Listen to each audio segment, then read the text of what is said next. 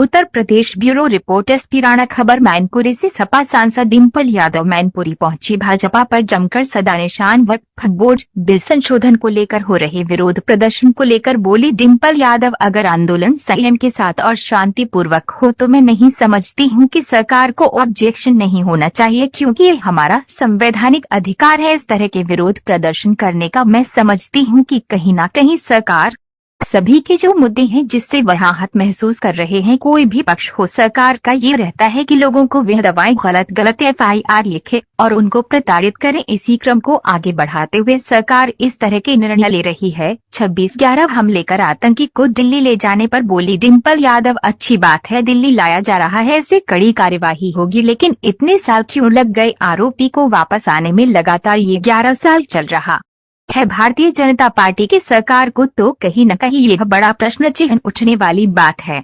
लेकिन अगर लाया जा रहा है तो हमें पूरा भरोसा है कि कड़ी कार्यवाही की जाएगी। दिल्ली मुख्यमंत्री रेखा गुप्ता द्वारा अखिलेश यादव पर की गई टिप्पणी को लेकर बोली डिम्पल यादव, मैं बस यही कहना चाहूंगी कि अगर कोई भी पार्टी का प्रमुख जो कि एक संवैधानिक गद्दी पर बैठी है और जब इस तरह की टिप्पणी करती है तो ये दर्शाता है कि उस पार्टी की क्या सोच है, क्या मानसिकता है, क्या चरित्र है और वही किस तरह की भाषा का इस्तेमाल करके ये भी दर्शाता है कि सोसाइटी में किस तरह का नजरिया रखते हैं। इनका किसी की भावनाओं के साथ कोई कनेक्ट नहीं है। कहीं ना कहीं ये भूल गए हैं कि जनता जीत कर लाती है और जनता ही हमें जहां में स्थान पर पहुंचे हैं वहां बैठाती है। और इस तरह की आपत्तिजनक टिप्पणी की गई है, यह बहुत ही निंदनीय है और अगली बार उन्हें सोच समझकर बात रखनी चाहिए। बीजेपी विधायक संगीत सुम द्वारा प्रोफेसर रामगोपाल यादव को दौड़ाकर पीटने वाले बयान पर बोली डिम्पल यादव, यही मैं कह रही हूं कि ये दर्शाता है कि भारतीय जनता पार्टी के लोग संविधान के हिसाब से नहीं चाहते कि ये देश चले, वे अपने मनमाने ढंग से देश चलाना चाहते हैं। उनकी ये वोकैबुलरी में ही है कि पीटेंगे, मारेंगे, कि बुलडोजर चलाएंगे, कि लोगों को प्रताड़ित करेंगे। ये उनकी वोकैबुलरी का ही हिस्सा है। जिस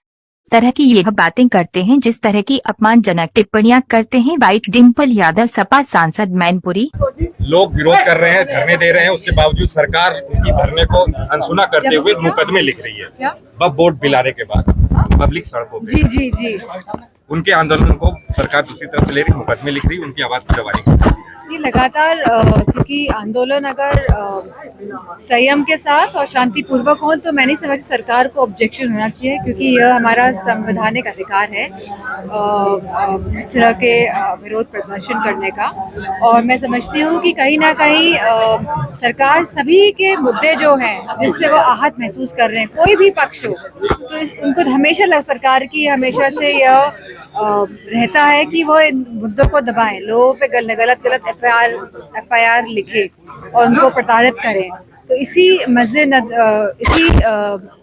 क्रिया या इसी क्रम को आगे बढ़ाते हुए सरकार इस तरह के निर्णय ले रही है। 26/11 के आरोपी को दिल्ली लाया जा रहा है, किस तरह से दिखती है समाजवादी पार्टी?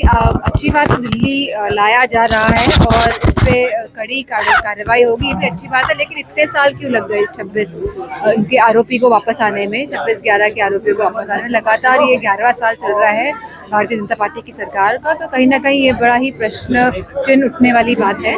लेकिन अगर लाया जाए तो हमें पूरी भरोसा है कि कड़ी से कड़ी कार्रवाई दी जाए। अच्छा मैडम, एक आखिरी सवाल है कि आपने देखा होगा कि अब राजनेताओं की हमारे यहाँ भाषा सामने देखने को मिल रही है।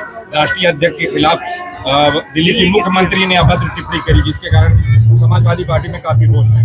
मैं बस यही कहना चाहूँगी कि अगर कोई भी पार्टी का प्रमुख जिन्होंने एक संवैधानिक गद्दी पे बैठी हैं और जब इस तरह की टिप्पणी करती है तो वो ये दर्शाता है कि उस पार्टी की क्या सोच है, क्या मानसिकता है, क्या चरित्र है और वो किस तरह की भाषा का इस्तेमाल करके यह भी दर्शाता है कि सोसाइटी में वो किस तरह का नजरिया रखते हैं। इस तरह के लोग, इन्हें कोई भी भावनाओं के साथ, लोगों के किसी के भी साथ इनको कोई भी कनेक्ट नहीं है। कहीं ना कहीं ये भूल गए हैं कि जनता हमें जिता के लाती है और जनता ही हमें जहाँ हम स्थान पे पहुँचे हैं वह बिठाती है। और इस तरह की आपत्तिजनक जो टिप्पणी करी गई है ये बहुत ही निंदनीय है और अगली बार उन्हें सोच समझ के बात रखनी चाहिए। जनता की मांग को लेकर प्रोफेसर राम गोपाल ने बोला हमको सड़कों में आके आंदोलन करना पड़ेगा, जिसको लेकर मेरठ के विधायक है संगीत सोम, उनका कहना ये है कि अगर आंदोलन करेंगे तो सड़कों में पीटे जाएंगे। देखिए यही मैं कह रही हूँ कि ये दर्शाता है कि भारतीय जनता पार्टी के लोग संविधान के हिसाब से नहीं चाहते ये देश चले, वह अपने मनमाने ढंग से देश को चलाना चाहते हैं। उनकी यह वोकैबुलरी में ही है कि पीटेंगे, कि मारेंगे, कि बुलडोजर चलाएंगे, कि लोगों को प्रताड़ित करेंगे। तो इनकी वोकैबुलरी का ही हिस्सा है जिस तरह की ये बातें करते हैं, जिस तरह की अपमानजनक टिप्पणियां करते हैं।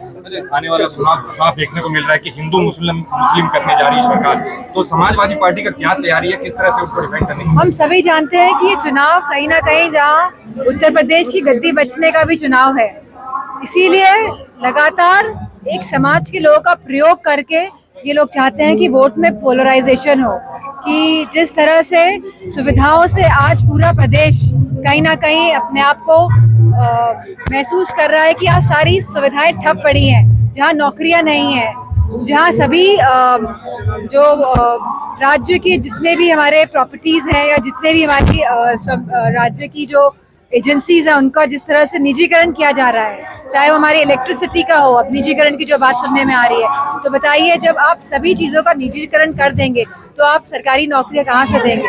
तो कहीं ना कहीं बहुत ही रणनीति के तहत ये चाहते हैं कि संविधान किसी भी हालत से प्रदेश और देश में लागू ना हो।